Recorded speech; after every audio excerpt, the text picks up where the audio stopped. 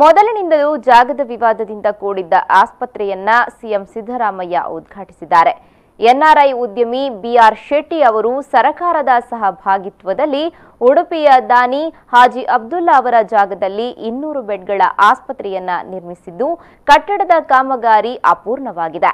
ಈ ಅರೆ ಸರ್ಕಾರಿ ಆಸ್ಪತ್ರೆಯನ್ನ ಇಂದು ರಿಬ್ಬನ್ ಕತ್ತರಿಸುವ ಹಾಗೂ ದೀಪ ಬೆಳಗಿಸುವ ಮೂಲಕ ಸಿದ್ದರಾಮಯ್ಯ ಉದ್ಘಾಟಿಸಿದರು. ಇವರ ಜೊತೆ ಉದ್ಯಮಿ ಬಿಆರ್ ಶೆಟ್ಟಿ, ಸಚಿವ ಪ್ರಮೋದ್ ಮಧ್ವರಾಜ್, ಆರೋಗ್ಯ ಸಚಿವ ರಮೇಶ್ ಕುಮಾರ್, ಯುಟಿ ಖಾದರ್ ಉಪಸ್ಥಿತರಿದ್ದರು. ರಾಜ್ಯದಲ್ಲಿ ಮದ್ಯಪಾನ ನಿಷೇಧದ ಬಗ್ಗೆ ಚರ್ಚೆ ಆಗುತ್ತಿದೆ. ಆದರೆ ಸಿಎಂ ಸಿದ್ದರಾಮಯ್ಯ ಸರ್ಕಾರದ ಮುಂದೆ ಇಂತಹ ಯಾವುದೇ ಪ್ರಸ್ತಾಪ ಇಲ್ಲ ಅಂತ ಸ್ಪಷ್ಟಪಡಿಸಿದ್ದಾರೆ. ಉಡುಪಿಗೆ ಆಸ್ಪತ್ರೆ ಉದ್ಘಾಟನೆಗಾಗಿ ಬಂದಂತಹ ಸಂದರ್ಭದಲ್ಲಿ ಸಿಎಂ ಸಿದ್ದರಾಮಯ್ಯ ಅವರು ಈ ವಿಷಯವನ್ನ ಸ್ಪಷ್ಟಪಡಿಸಿದ್ದಾರೆ. ಇನ್ನು ವೈದ್ಯರ ಮುಷ್ಕರದಿಂದ ಸರ್ಕಾರಕ್ಕೂ ವೈದ್ಯರಿಗೂ ಜಯವಾಗಿಲ್ಲ. ಕೆಪಿಎಂಇ ತಿದ್ದುಪಡಿ ಮಸೂದೆ ನಾಳೆ ನಡೆಯುವ ಬೆಳಗಾವಿ ಅಧಿವೇಶನದಲ್ಲಿ ಜಾರಿಯಾಗಲಿದೆ.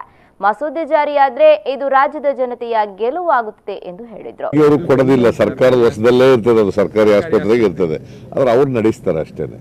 ಏನ್ ತಪ್ಪೇನು? What was the need for such a hurry inaugural ceremony? What was the need for such a hurry inaugural ceremony? Because there is no need, no urgency. But ಆಗಿದೆ, ಕಟ್ಟಿದೆ, ಮಾಡ್ತಾ ಇದೀವಿ ಅಷ್ಟೇ. ಮೊನ್ನೆ ಇದರಲ್ಲಿ ಗೆದ್ದದ್ಯಾರು ಸರ್, ಮೊನ್ನೆ ಹೋರಾಟದಲ್ಲಿ ಗೆದ್ದದ್ಯಾರು ಸರ್, ಸೋತದ್ಯಾರು ಈಗ ಇಲ್ಲಿ ಈ ವೈದ್ಯರ ಜೊತೆಗಿನ ಸಂಘರ್ಷ ಆಯ್ತಲ್ಲ, ಬಡ ರೋಗಿಗಳು ಗೆದ್ದದು, ನಾವು ಗೆದ್ದಿಲ್ಲ, ಅವರು ಗೆದ್ದಿಲ್ಲ.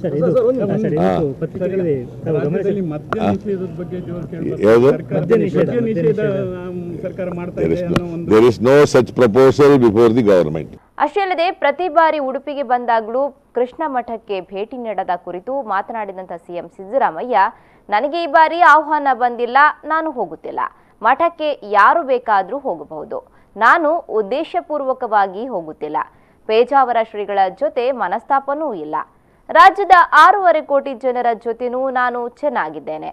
ಬಿಜೆಪಿಯವರು ಈ ಬಗ್ಗೆ ಅಪಪ್ರಚಾರ ಮಾಡಲಿ, ಅದು ಅವರಿಗೆ ನೆಗೆಟಿವ್ ಆಗುತ್ತೆ ಅಂತ ಹೇಳಿದ್ರು.